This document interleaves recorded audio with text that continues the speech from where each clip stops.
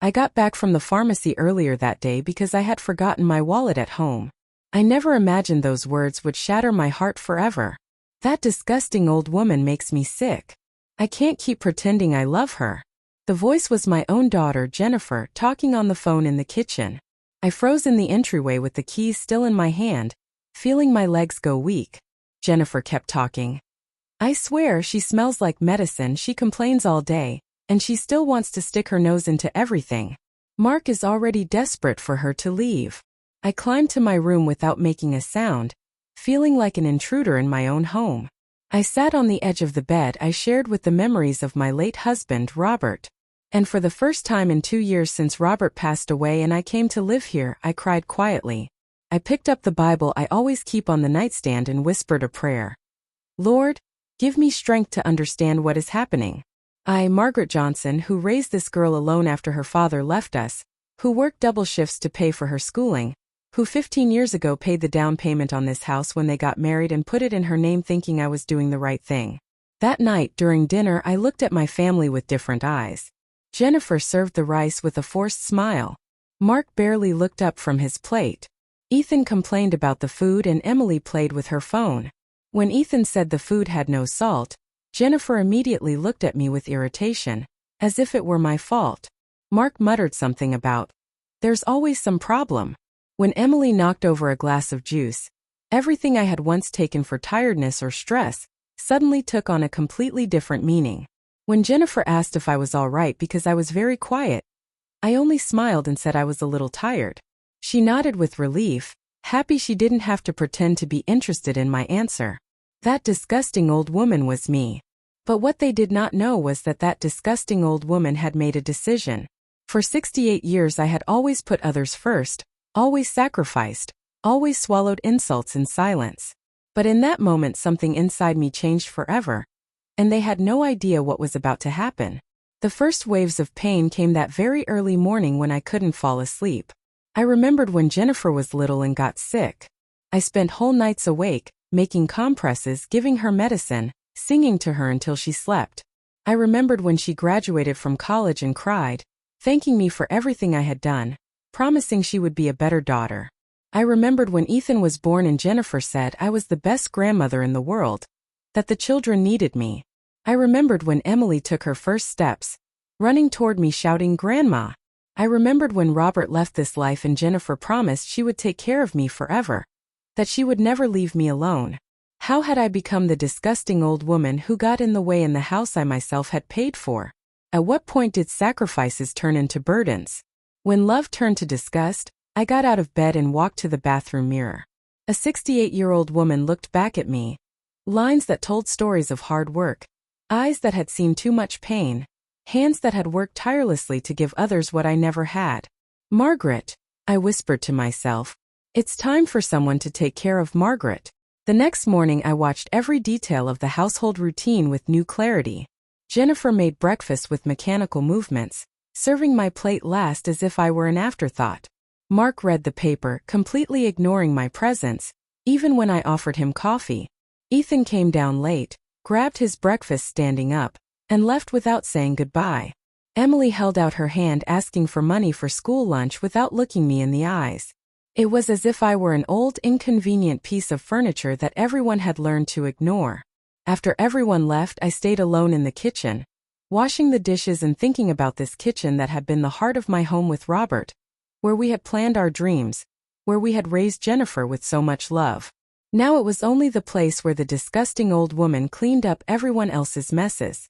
I looked out the window at the garden I had planted when I moved in, the roses I had tended with such care, the lemon tree that had given sweet fruit for years. All of that was part of my story, my work, my love. That afternoon, when Jennifer came home from work, I heard her on the phone again with her friend Helen. I had forgotten I was in the living room reading my recipe magazine. I don't know what else to do with her. She's getting heavier and clingier every day. She talks to herself, leaves the house smelling like medicine, and still wants to have opinions about how I raise my children, Jennifer said. I closed my eyes and pretended to be asleep, but each word burned into my heart like hot iron. Mark says we should look into a nursing home for her. I heard her say. But I don't want to look bad to the neighbors. Imagine what they would say if they knew I sent my mother to a nursing home. A nursing home, the voice repeated as if it were a verdict. Not because it would be best for me, but because it would be best for them. And the only reason they hadn't done it already was what the neighbors would think. It wasn't love, it wasn't concern for my well-being. It was public image. I got up slowly as if I had just woken, and Jennifer immediately changed the subject on the phone. "Oh, Helen, I'll call you later." My mother woke up during that night's dinner, and I tried to join the conversation. I asked Ethan about his classes. I told him I was glad he was doing well in math. He answered with one-word replies, clearly annoyed by the interruption.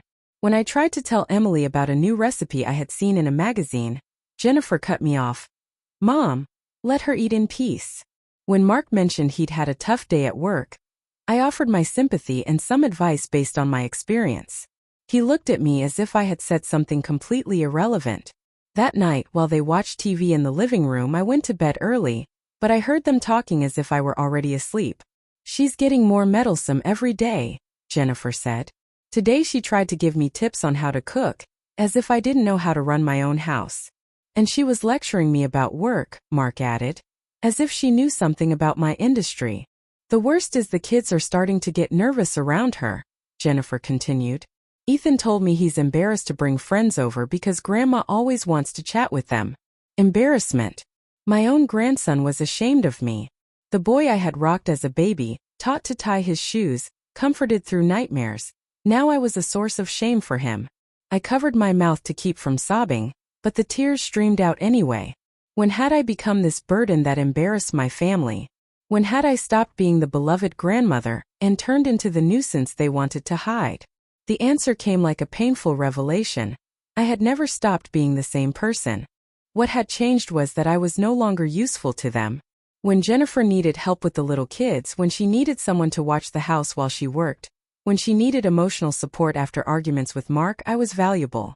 But now that the children were older, that her routine was settled, that her marriage had stabilized, my presence had become unnecessary. Worse, it had become annoying. A few days later, during my morning walk in the park, I ran into Mrs. Carter, a neighbor who had always been kind to me. She noticed I was different, quieter, sadder. "Margaret, are you all right? You look worried," she asked. I couldn't tell her the truth, but she, with the wisdom of her years, understood without words. Mrs. Carter told me she had been through something similar with her eldest son, that sometimes people only see flaws when they should be seeing love. "You know, dear, sometimes people only value what they have when they lose it, and sometimes you need to learn to value yourself first." But how can a mother value herself when her own daughter sees her as a burden? I asked in a broken voice. Mrs. Carter took my hands gently. "Margaret, you are not a burden. You are a woman who has lived, who has loved, who has worked, who has given everything for her family. If they can't see that, the problem isn't you." Her words reached my soul, but they also awakened something that had been sleeping for a long time. My dignity. I went back home with a strange feeling, as if I were seeing everything for the first time. Jennifer was on the phone again, complaining to a friend. "I don't know how much more I can take. My mom is getting clingier every day. Yesterday she asked if she could come with me to the grocery store. Like a child who can't stay alone, clingy and needy. 2 years living in that house, cleaning, cooking, watching my grandchildren when needed, paying my share of the bills with my pension, and I was the dependent." That night, while I washed the dishes from the dinner I had cooked myself, Jennifer came into the kitchen and poured herself a glass of water. "Mom," she said in a tone that tried to sound casual but came off rehearsed. "Mark and I have been thinking that maybe it would be good for you to have more independence." My heart raced, but I kept washing the dishes without looking up. "What kind of independence?" I asked. "Well, you know, maybe a little apartment of your own, where you can have your space, do your things without having to adapt to a young family." A young family, as if I were so old I couldn't be part of a family. And how would I pay for that apartment? I asked, still washing. "Oh, Mom, with your pension you could get something small but nice, and we would help, of course." I dried my hands slowly and turned to look at her. "Jennifer, do you want me to leave this house?" She avoided my eyes. "It's not that I want you to leave, Mom. It's just that, well, I think both you and we need our space. The kids are growing up, they need privacy. Mark is stressed from work and sometimes needs quiet. And I bother them, I thought. No, Mom, it's not that. It's just that. It's just that. Jennifer.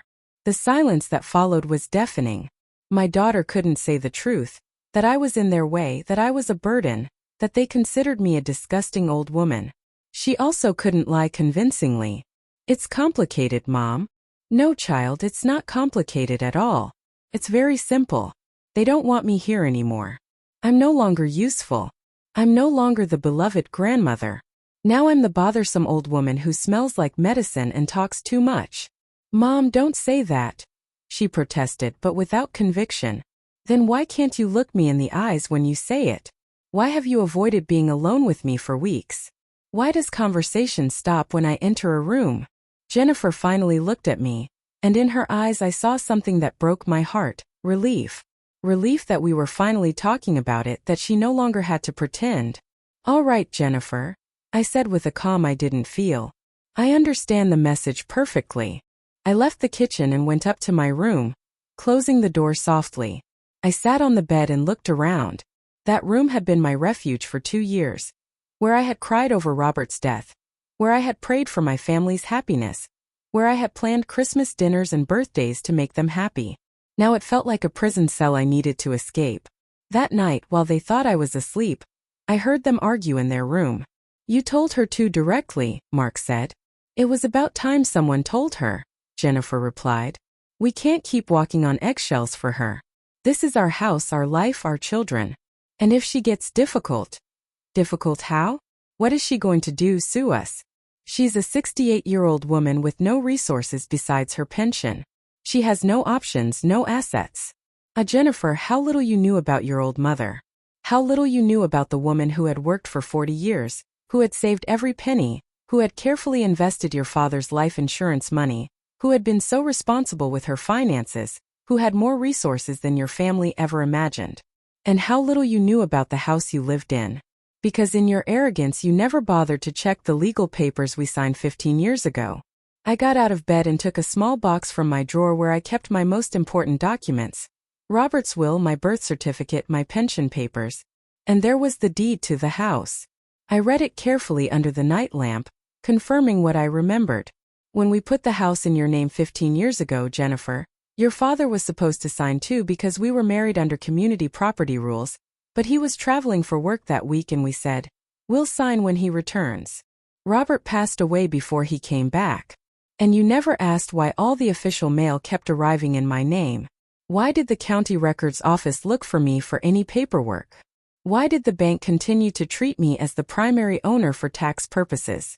You simply assumed everything had been arranged the way we planned. But plans, dear daughter, sometimes change when God takes people before their time. I put the documents away and knelt by the bed to pray.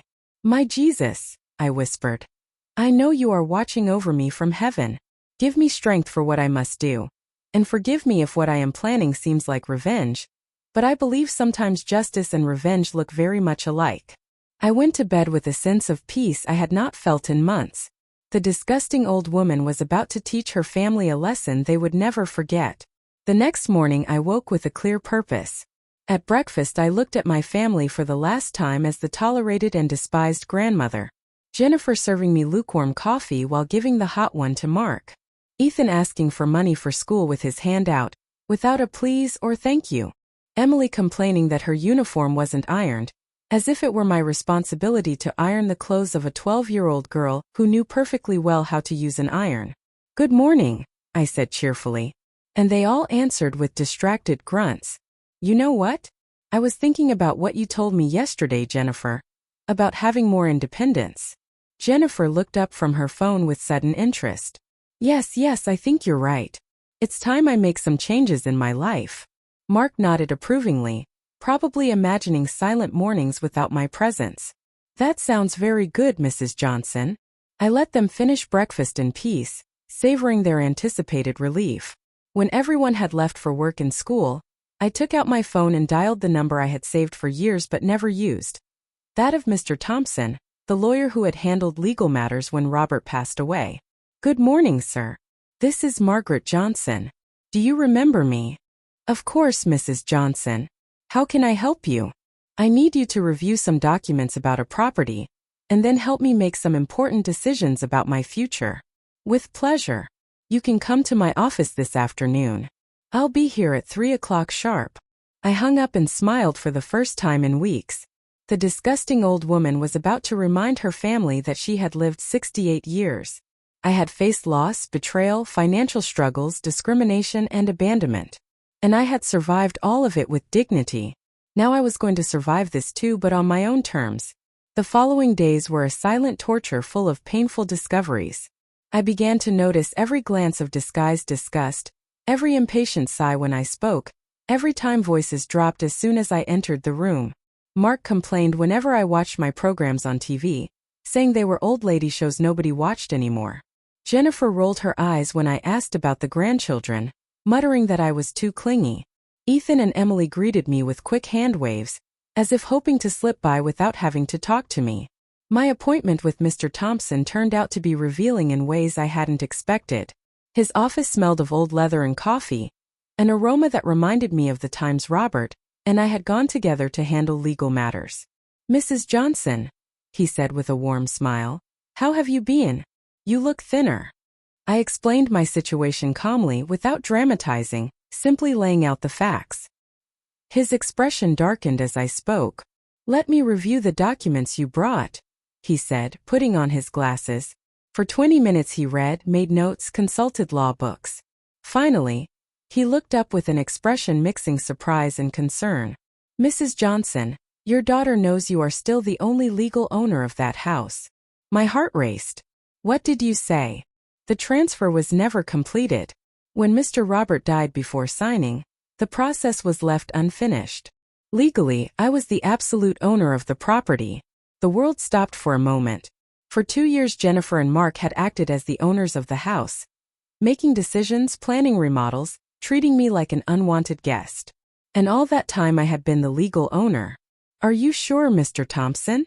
"Completely sure. Here are the county records, the tax documents, everything in your name.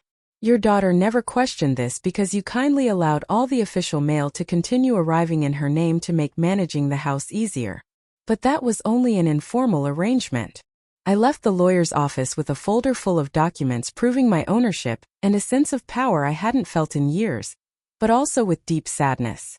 How had it come to the point where my own daughter treated me like an intruder in my own house? How had I allowed them to make me feel like a burden when in reality they depended on my generosity? That afternoon when I came home, Jennifer was in the kitchen making a snack for Emily. "How did your errands go, Mom?" she asked without looking up from the sandwiches she was cutting. "Very well," I answered simply. "I resolved some important matters." She nodded absent-mindedly, with no real interest in my reply. I sat at the table and watched her move around the kitchen that had been mine for so many years. The kitchen where I had prepared thousands of meals for my family. "Jennifer," I said softly, "do you remember when you were little and got sick?" She looked at me, surprised by the sudden change of subject. "When I got sick?" "Yes, when you were about 8 years old and you had that high fever that lasted 3 days. The doctor said you had to be watched all night." Jennifer stopped cutting the bread. "Oh yes, vaguely. I didn't sleep a minute during those 3 days. I stayed by your bed, changing your cold compresses, giving you medicine every 4 hours, singing to you when you were delirious with fever." Silence spread between us. Jennifer had stopped preparing the sandwiches and was looking at me with an expression I couldn't decipher. "Why are you telling me this, Mom?" "Just remembering," I said, standing up from the table. "Sometimes it's good to remember how we used to be." I went up to my room, leaving her in the kitchen with her thoughts. I knew I had planted a seed of discomfort in her conscience, and this was only the beginning. That night, during dinner, I tried once more to be part of the family conversation. "Ethan, how are your history classes going?" I asked my grandson. He answered without lifting his eyes from his phone. "Fine. And what are you studying?" "Mexican history." Jennifer cut in immediately. "Mom, let Ethan eat in peace. He's had a long day at school." But I insisted. "When your mother was in middle school, I used to help her with her history homework. She had a hard time remembering the dates." "Mom, that was ages ago," Jennifer said with irritation. Teaching methods have completely changed. You're right, I answered calmly. Many things have changed. Mark looked up from his plate for the first time. What do you mean by that, Mrs. Johnson? Oh, nothing important, Mark.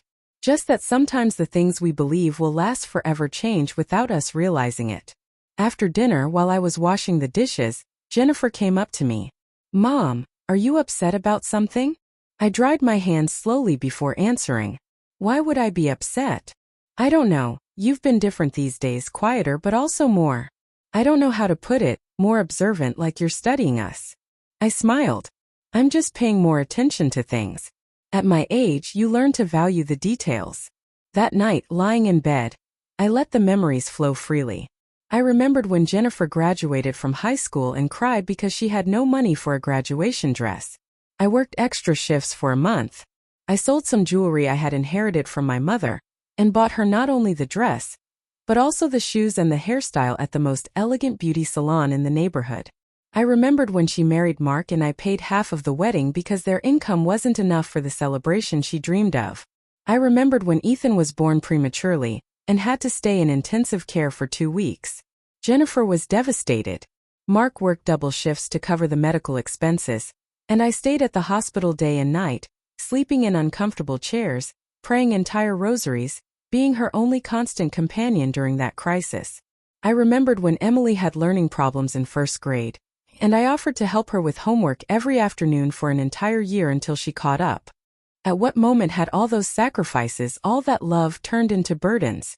When had I stopped being the beloved mother and grandmother, and become the bothersome old woman who smelled of medicine? The answer was painful but clear. The day I stopped being useful for their immediate needs. When the children grew up and no longer needed constant care. When the family's finances stabilized and they no longer depended on my support. When their lives were organized in such a way that my presence became uncomfortable instead of necessary. The next day I decided to try an experiment. During breakfast I prepared nothing. I stayed in my room until I heard Jennifer shout, "Mom, aren't you coming down for breakfast?" I came down when they were already eating boxed cereal and toast. "Good morning," I said cheerfully. "Why didn't you make breakfast?" Mark asked with irritation.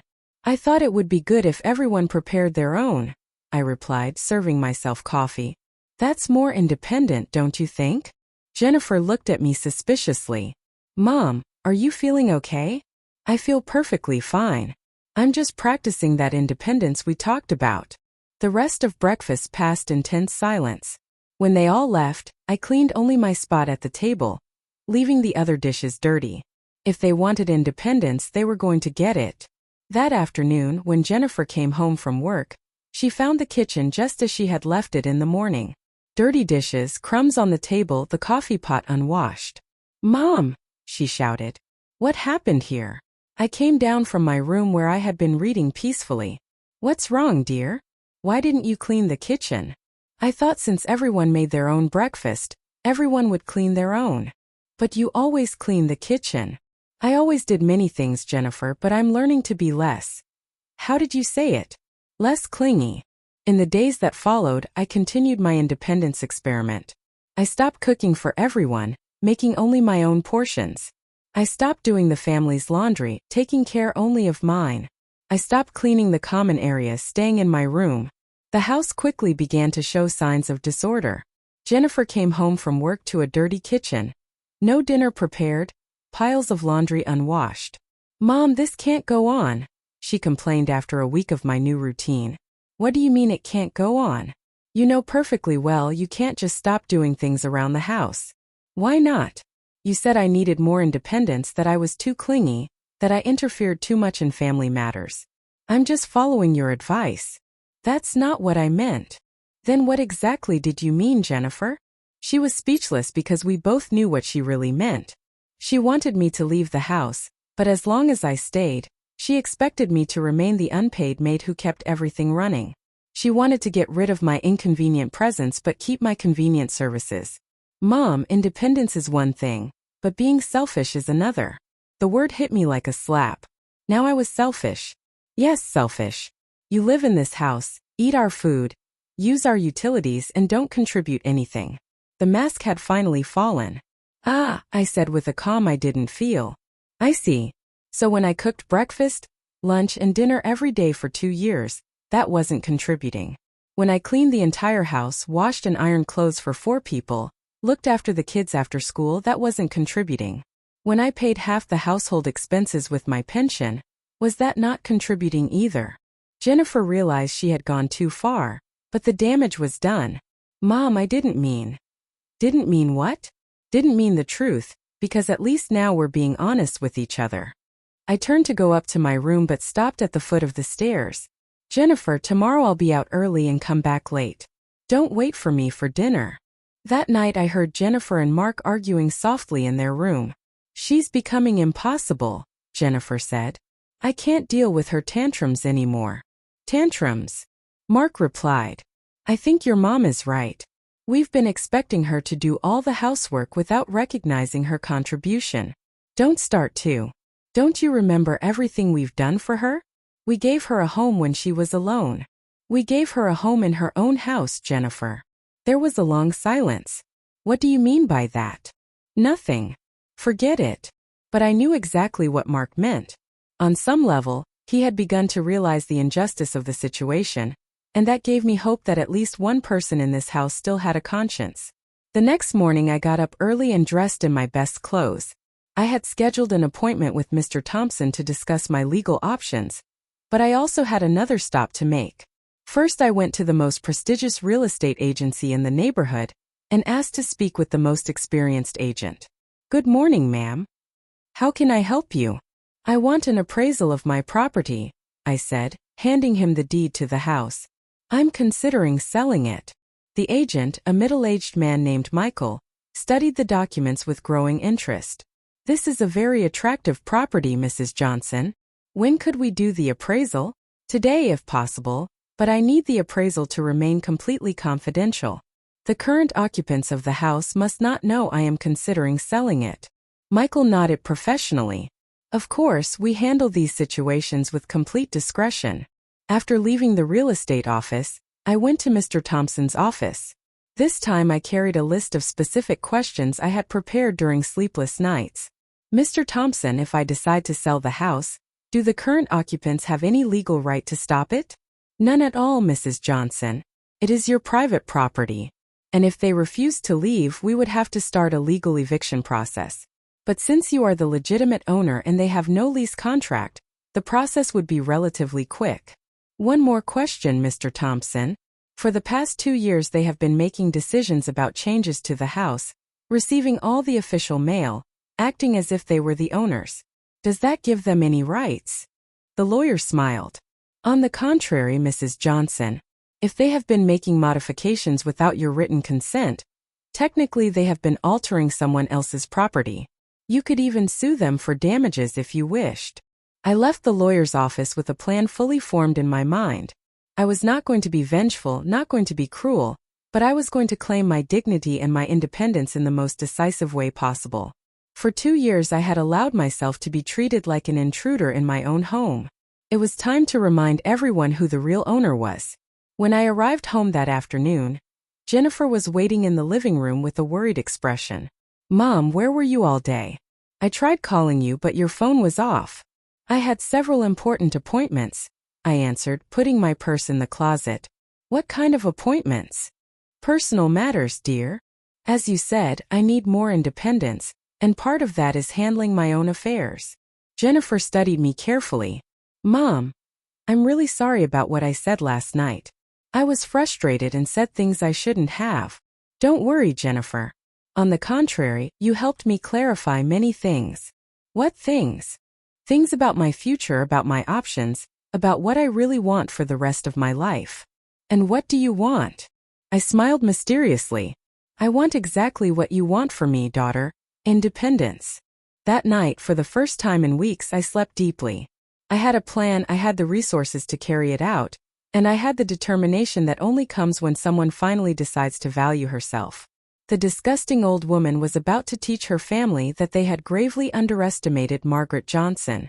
The greatest change of my life was about to begin, and this time I was going to have full control of every decision. I began my transformation quietly, like a butterfly weaving its cocoon. First, I went to the bank and withdrew all my savings from the joint account we had shared for household expenses. It was $45,000, money I had gathered over the years selling food at church, doing sewing for neighbors, and saving every penny of my pension. Money Jennifer believed was partly hers too, since she always said family shares everything. The manager was surprised by the amount, but helped me transfer it all into a new account in my name only. Then I went back to see Mr. Thompson. This time I carried a firm decision and a clear plan. "Mr. Thompson," I said with a calm I hadn't felt in months, "I want you to prepare all the documents to sell my house." He looked at me with paternal concern. "Mrs. Johnson, are you completely sure about this decision? It's a very big step." "Never in my life have I been more certain about something," I replied. "This family has shown me clearly they don't want me here. Well, I'm going to give them exactly what they want." The lawyer prepared all the sale documents and contacted Michael, the real estate agent. The appraisal of the house was surprising, $320,000, much more than I had imagined. The location in a quiet suburban neighborhood, the improvements I had made over the years, and the rise in property values had turned my modest home into a very valuable property.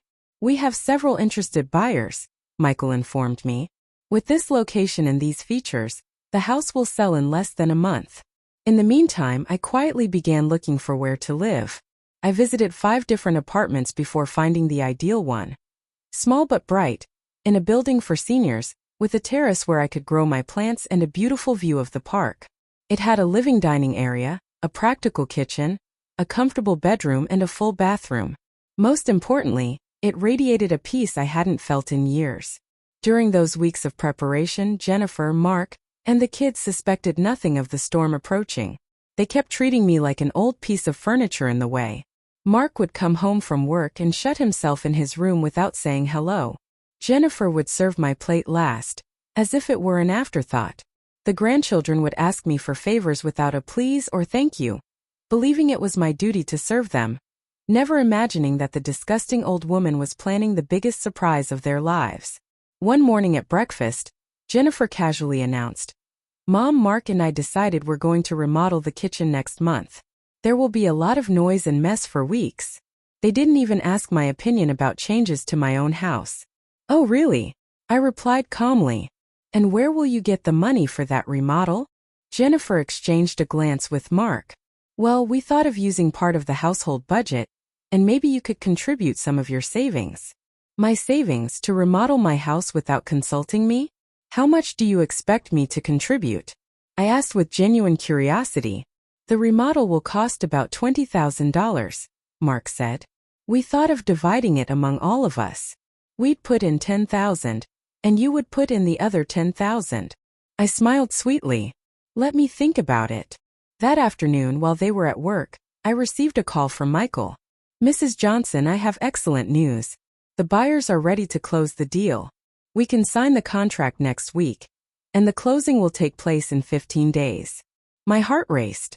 "Perfect, Michael, go ahead with everything. Are you sure you don't want to discuss this with your family first?" "My family has nothing to do with my decisions about my property," I answered firmly. After hanging up, I sat in the living room, looking at that house that had been my residence for 2 years, though never truly my home. Jennifer and Mark had taken every decision, changed every routine, modified every tradition to suit their preferences. I had become a tolerated guest in my own property, but that was about to change radically. At dinner that night, I decided to have a little fun with my secret. "You know what, Jennifer?" I said while cutting my chicken. "I've been thinking a lot about what you told me about having more independence." She looked up interested.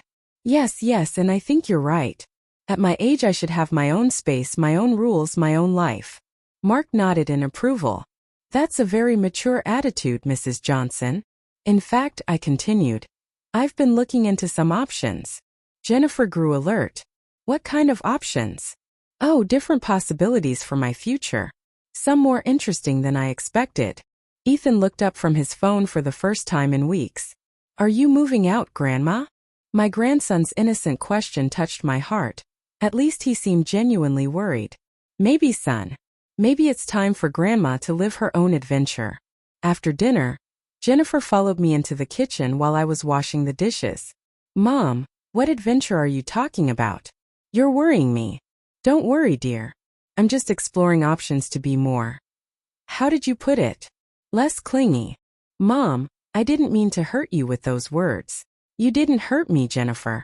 On the contrary, you opened my eyes. Sometimes we need someone to tell us the truth in order to make the right decisions. The following days were a strange mix of anxiety and excitement. On the one hand, I was nervous about the magnitude of what I was about to do. On the other, I felt more alive and empowered than I had in many years. I began secretly packing my most valuable belongings. A few family photos, Robert's Bible, my mother-of-pearl rosary, some books with sentimental value, and my favorite clothes. Everything fit into 3 medium suitcases.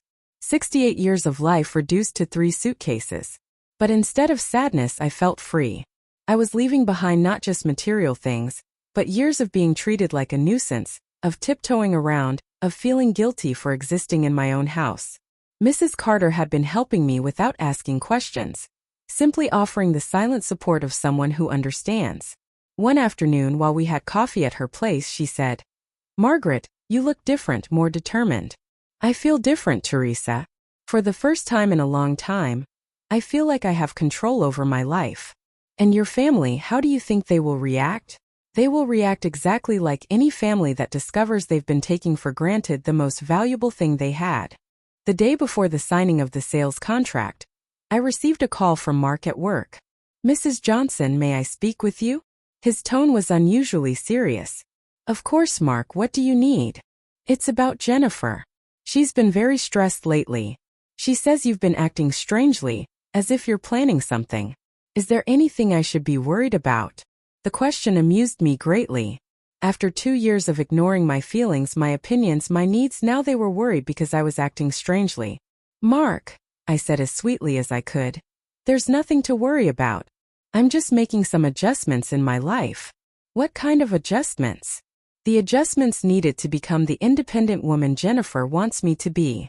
That night at dinner, I noticed Jennifer watching me constantly. Every time I spoke, she paid full attention, as if looking for clues to my secret plans. "Mom," she finally said, "Mark told me you spoke on the phone today." "That's right." "And what did you talk about?" "About you mainly. He's worried because he thinks you're worried about me. You've been very mysterious lately." "Mysterious?" I laughed softly. "Jennifer, there's nothing mysterious about a 68-year-old woman deciding to take control of her life." "But what does that mean exactly?" "It means exactly what it means. Don't look for hidden meanings, daughter." Of course, there were hidden meanings, and she would discover them very soon. The morning of the contract signing, I woke with absolute calm. For the first time in 2 years, I didn't prepare breakfast for anyone. I put on my best suit, did my hair carefully, and put on makeup like I hadn't since Robert's funeral. When I came down for breakfast, the whole family looked at me in surprise. "Mom, you look very elegant," Jennifer said. "Do you have some special event?" "You could say that," I replied, pouring myself coffee. "What kind of event?" "An event that will completely change my life." Mark frowned. "Mrs. Johnson, you're making us nervous with all this mystery." "It's not my intention to make you nervous. I'm just excited about what's going to happen today." Ethan, with typical teenage curiosity, asked, "Grandma, are you getting married again?" The question made me laugh sincerely for the first time in weeks. "No, son, I'm not getting married, but I am beginning a new life." Emily, more perceptive than her brother, asked, "A new life without us?" The silence that followed was heavy. "Sometimes people need changes to be happy," I said gently. "And I need a very big change." Jennifer set her coffee cup down with a loud thud. "Mom, enough games. Tell me exactly what's going on." "Exactly what you wanted, Jennifer. I'm going to have all the independence you suggested." "What do you mean by that?" "You'll know very soon." I got up from the table, picked up my purse, and walked to the door. "Where are you going?" Jennifer shouted. "To a very important appointment. I'll be back this afternoon with news." "Mom, you can't just leave, tell us what's happening." But I was already outside, walking toward the taxi I had called, feeling that each step took me not only away from those walls but from years of humiliation.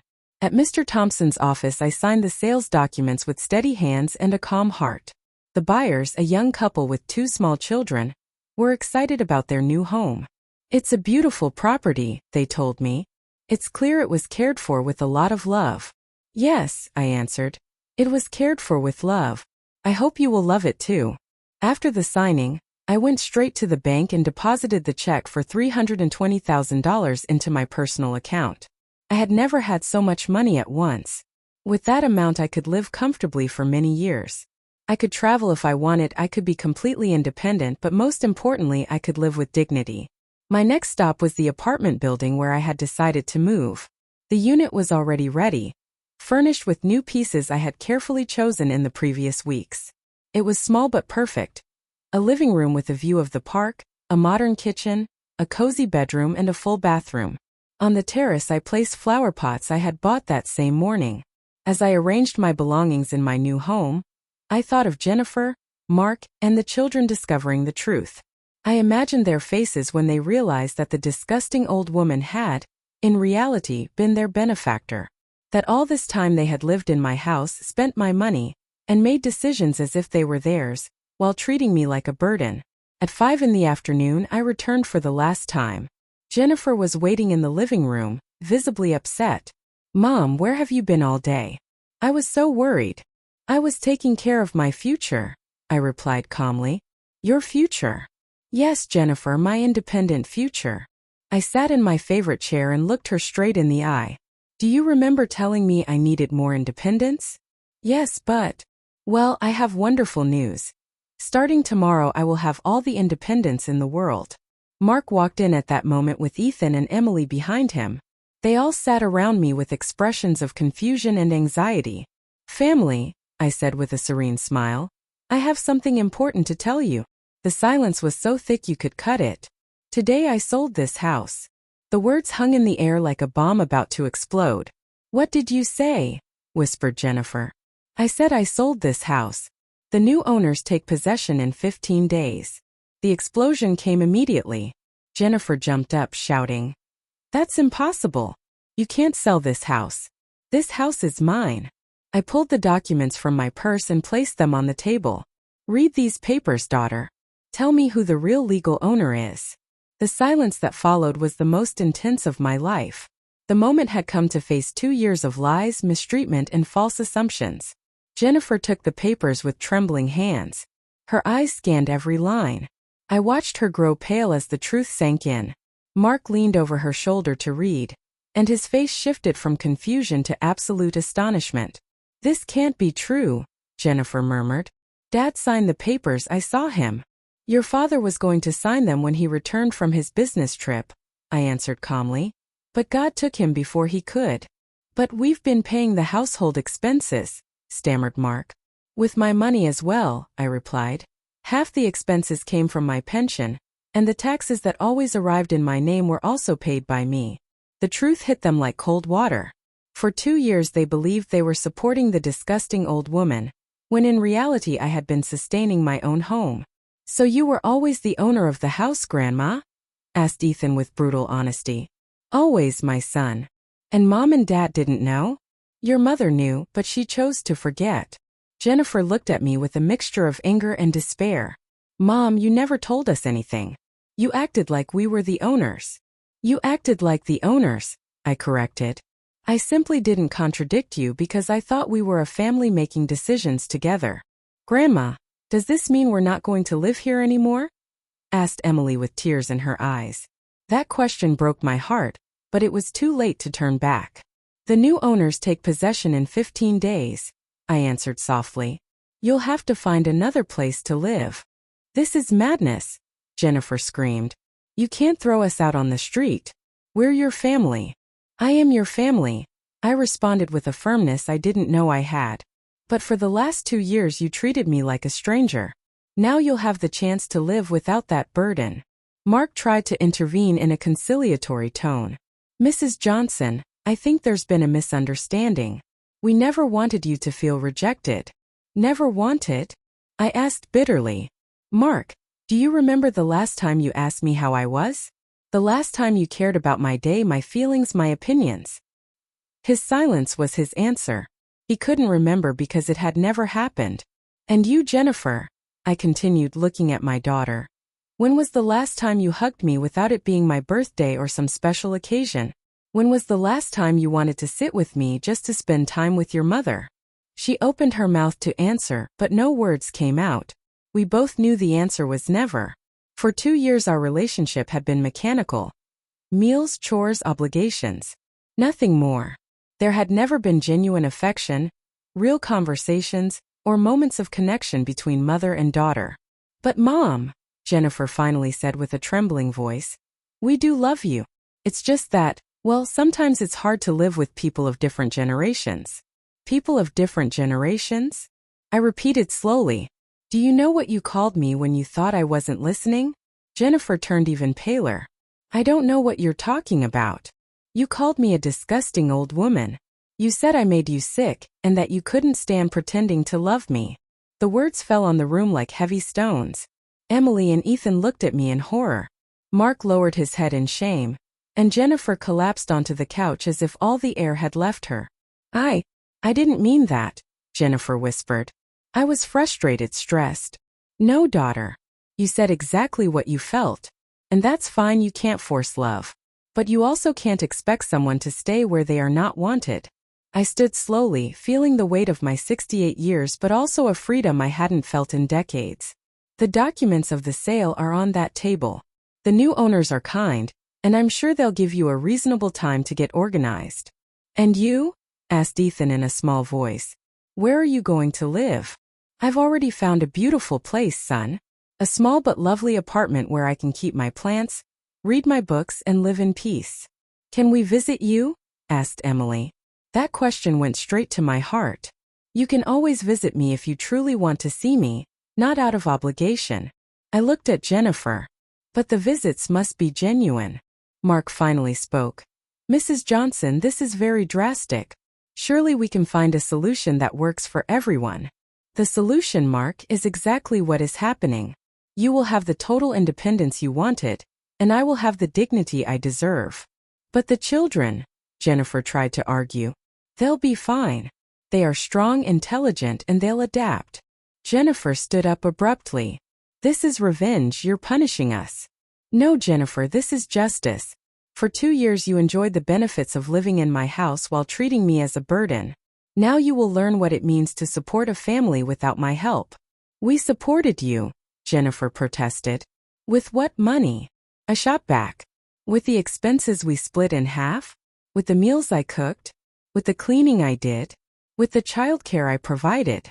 Each question landed like a slap of reality.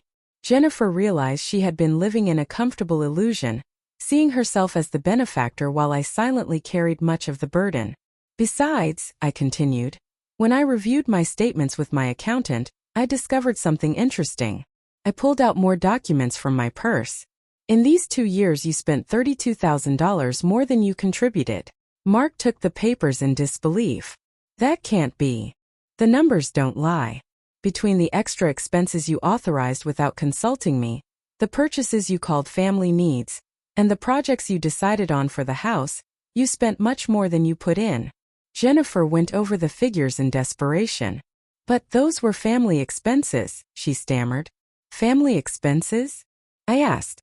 Like when you shared with me the decision to remodel the kitchen. Or when you shared your plans for my future. The silence was so thick it weighed in the air. Ethan and Emily looked at their parents with a mix of confusion and pain. I knew this lesson was harsh but necessary. They had to learn that every action has consequences. Mom, Jennifer said through tears, I know we made mistakes, but we're family. Family forgives, family helps. You're right, I answered softly. Family forgives and helps, but first it respects. And you never respected me. I headed toward the stairs to get my suitcases, but stopped and turned. Do you know when I decided to do this? It was when Emily spilled juice on the table, and Mark muttered that there was always some problem. It wasn't a problem with the child, it was with me. Every inconvenience in this house became my fault. When the food had no salt, Jennifer looked at me with irritation. When Ethan came home late, I was the one who had failed. When you were tired from work or school, I was the extra nuisance. I climbed the stairs slowly, each step carrying me toward my new life. In my room, I picked up the 3 suitcases I had prepared over weeks. Each object represented a conscious decision. This belongs to my past or to my future. Most of my previous life stayed behind, and instead of weighing me down, it made me feel lighter. When I came down with the suitcases, I found them as I had left them. Jennifer was crying silently, Mark going over the papers, Ethan staring at his phone as if searching for answers, and Emily watching me with tears in her eyes. "Are you leaving now, Grandma?" "Yes, my dear, I am." "Can we hug you?" That question broke me. I knelt to hug Emily with all my love. "You can always hug me. You'll always be my beloved grandchildren." Ethan came closer shyly and hugged me too. "Grandma, I'm sorry if I was ever rude." "You have nothing to apologize for, son. You're a good boy who just followed the example of the adults." I looked at Jennifer and Mark with clear intention. Jennifer stepped closer slowly. "Mom, is there really no way to fix this?" "Jennifer, for 68 years I fixed other people's problems. I sacrificed my comfort, my money, my time, my peace of mind. For the first time in my life, I'll do something just for me. And if we change? If we promise to treat you better?" Real change doesn't come with promises. It comes with genuine awareness, and that must be born within you. Mark spoke hoarsely. "Mrs. Johnson, I know I haven't been the son-in-law you deserved. I ignored you, I was disrespectful. I treated your house as if it were mine. It was the first sincere apology in 2 years. Mark, your acknowledgement means a lot, but it came too late. My forgiveness you already have, but my trust and respect will have to be earned with actions, not words." I headed toward the door with my suitcases. Mrs. Carter arrived just in time with her son Luis to help me with the move, just as we had planned. "Where will you live?" Jennifer asked desperately. "In a place where I can be myself, without apologizing for existing." "Can we have your address?" "When you show me you want to see me for the right reasons, I'll give it to you." At the door, I turned one last time toward the family that had been my world for 2 years. "I want you to know I'm not doing this out of hate. I'm doing it out of self-respect. For too long your comfort was more important than my dignity. Now I've decided my dignity comes first." Jennifer ran toward me. "Mom, please, you can't leave us like this." "I'm not leaving you, Jennifer. I'm freeing you from the burden I represented." I walked toward the car where Luis, Mrs. Carter's son, was waiting, feeling lighter with every step. As we drove away, I saw in the rearview mirror my family standing in front of what they had believed was their home for 2 years. Jennifer was openly crying. Mark stood with his arms crossed staring at the ground, and Ethan and Emily held each other tightly. It was a painful image, but also confirmation of why I had made this decision. "Do you feel good about what you just did?" Luis asked me as he drove toward my new apartment. "I feel terrible and liberated at the same time," I answered honestly. "But above all, I feel like Margaret Johnson again, not the bothersome old woman in the way." Mrs. Carter, sitting by my side, took my hand.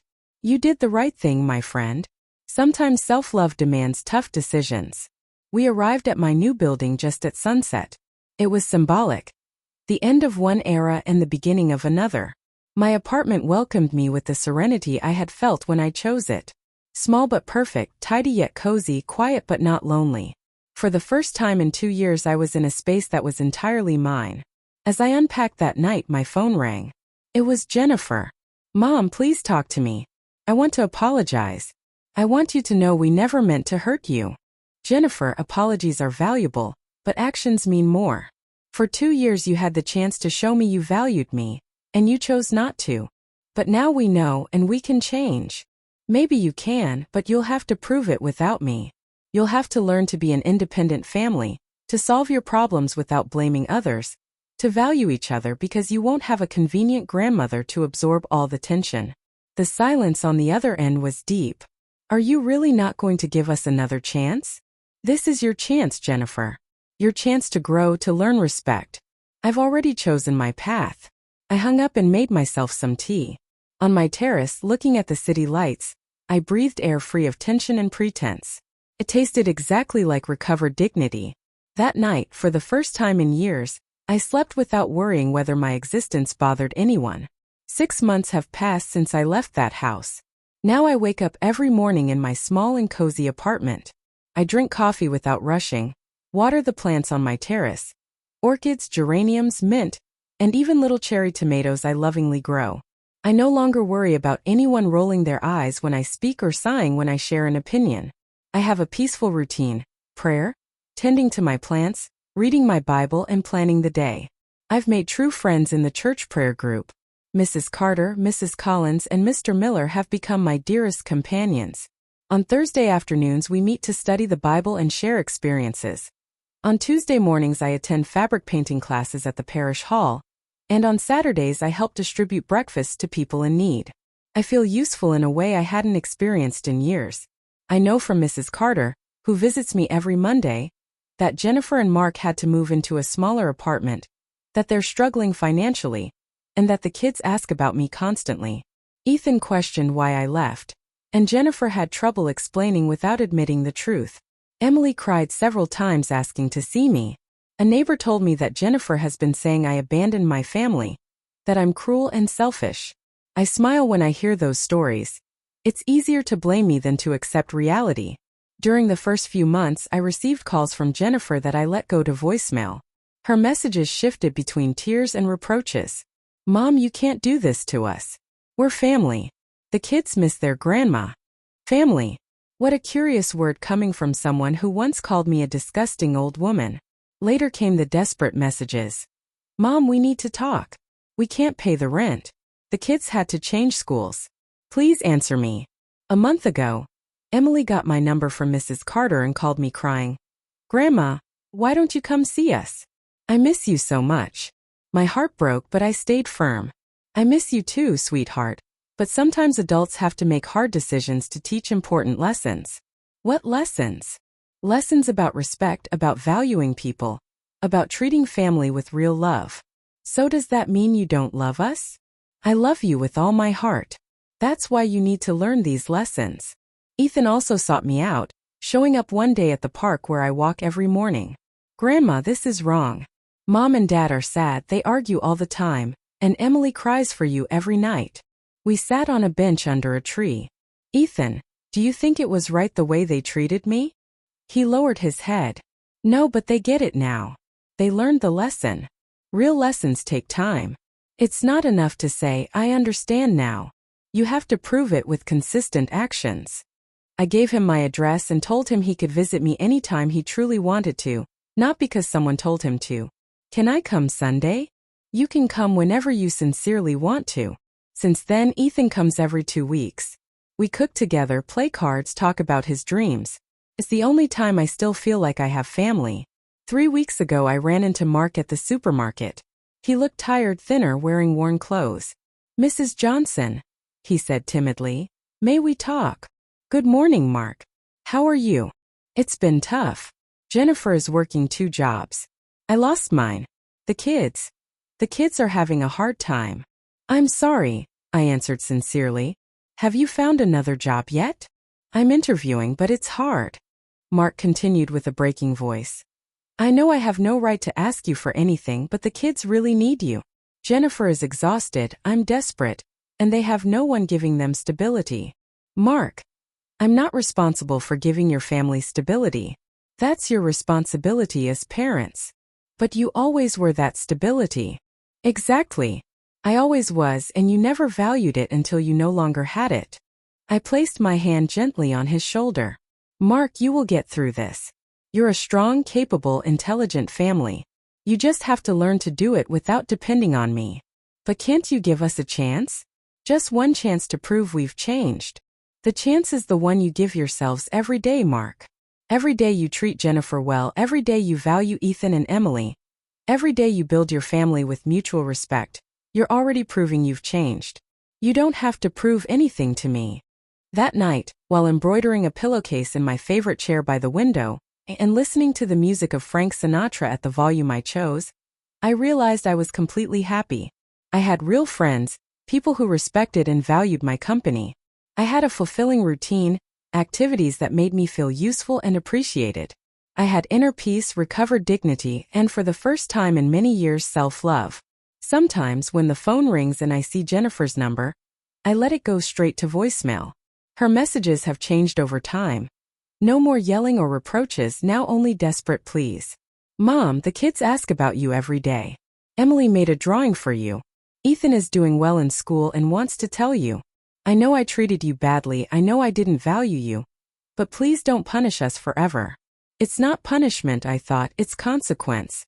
Last week Mrs. Carter asked me if I would ever consider reconciling with Jennifer. What do you think, Mrs. Carter? I believe forgiveness is important, but respect is even more. Exactly.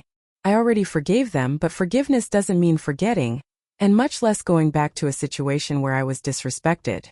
If they truly have changed, they'll prove it by being better with each other, not necessarily with me. This morning, while watering my plants on the terrace, I thought about everything I've gained in these 6 months. Peace, dignity, genuine friendships, fulfilling activities, and above all, respect for myself. I've left behind the stress of tiptoeing around, the feeling of being a burden, and the humiliation of being tolerated instead of loved. That exchange was worth every tear, every night of doubt, every moment of loneliness. Yesterday I received a handwritten letter from Emily. Mrs. Carter delivered it because the girl entrusted it to her. It read, "Dear Grandma Margaret, I miss you every day. Mom says you have to forgive us so you can come back home.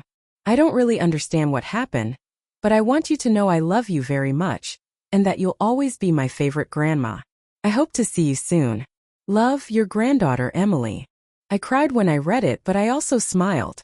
Emily wrote, "Come back home," without realizing that I am already home. This terrace with my plants, this apartment filled with calm, this life with dignity. This is my true home. Because home is not a physical place. It's where you can be yourself without apologizing for existing. Today, as I sip my coffee and watch the sunrise from my terrace, I know with certainty that I made the right decision. At 68 years old, I learned the most important lesson. Sometimes the greatest act of love for others is to love yourself enough to walk away. And sometimes the greatest gift you can give yourself is choosing the life you truly deserve. We're curious to know how far this story has reached. Where are you watching from? If you enjoyed this story, subscribe to the channel and leave your comment.